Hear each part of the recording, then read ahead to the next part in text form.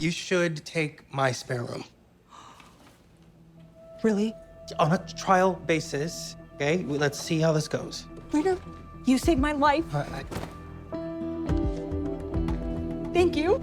Yeah, just no rearranging, okay? No, of course, whatever you say, roomie. I'm gonna make us a move-in playlist.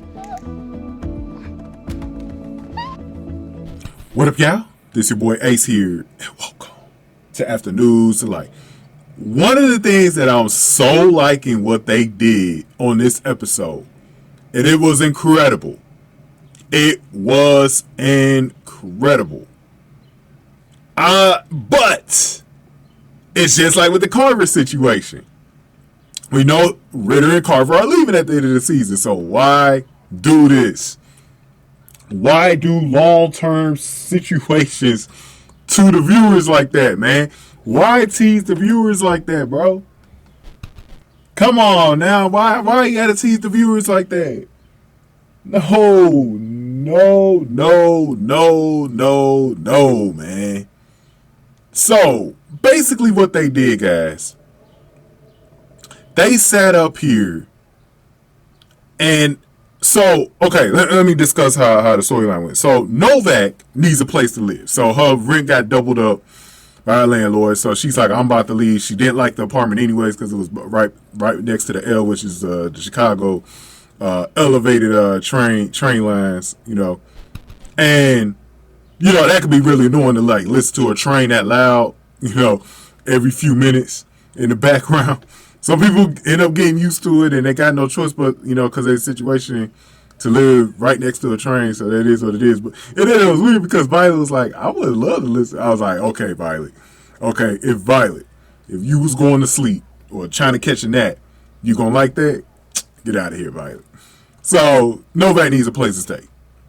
And she finds out that Ritter has a second bedroom that he says he uses as a study, but Ritter was really, you know, revealing to her he likes his space. And I'm similar. Like, I'm someone, man, I love my space, man. Love my alone time because I work so much. I always appreciate the alone time that I get. And one of the things is like, when you have someone invading your space, your living space too, that person could become very annoying.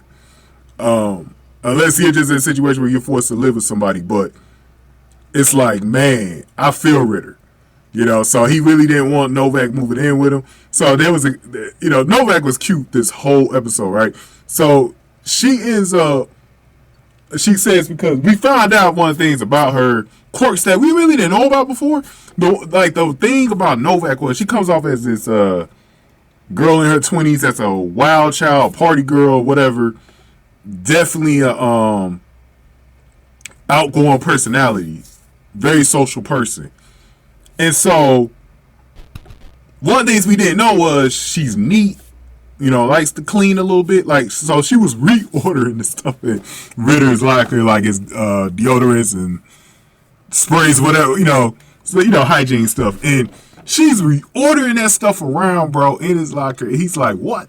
You can already tell she was like, Ritter was getting a little bit pissed off inside. Like, he was already getting annoyed with her. But she just was so in his face about it.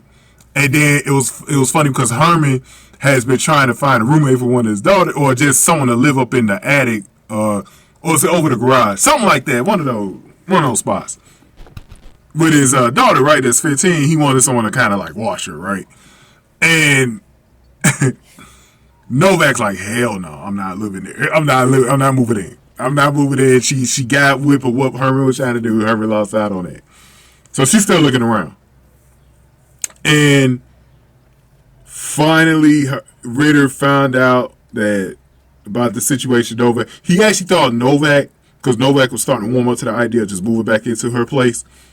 And he thought Novak was going to sleep with the landlord. So he started getting you could tell he started getting a little bit guilty that Novak was really struggling to finding a place. And he offered, you can move in. And she moves in. Oh my God. She moves in. The good thing is, though, she's very neat, so she cleans. She's not a messy roommate. And she cooks. So she was actually gonna cook, you know, on the first, I guess that was her first night there, gonna cook for him. But then Cruz did warn Ritter that, because he asked her, like, have you ever lived with someone that's in their 20s before? A girl that's in her 20s? The playlist is endless. And so she was playing some songs in the background. But here's the other thing. We do know she's been having this on and off little fling thing with Damon, right? So he's out of the hospital finally. And she invites him over to dinner. We're going to do a separate video about that. She invites him over, man. Ritter's like, I'm going to the room. I'm like, this girl already bringing people over, bro. Oh, man. It would have been just nice to see some scenes with them as roommates, man, on the show, but we ain't going to be able to see it. That's where it hits you, realizing Ritter's gone, and stuff like this. Ugh.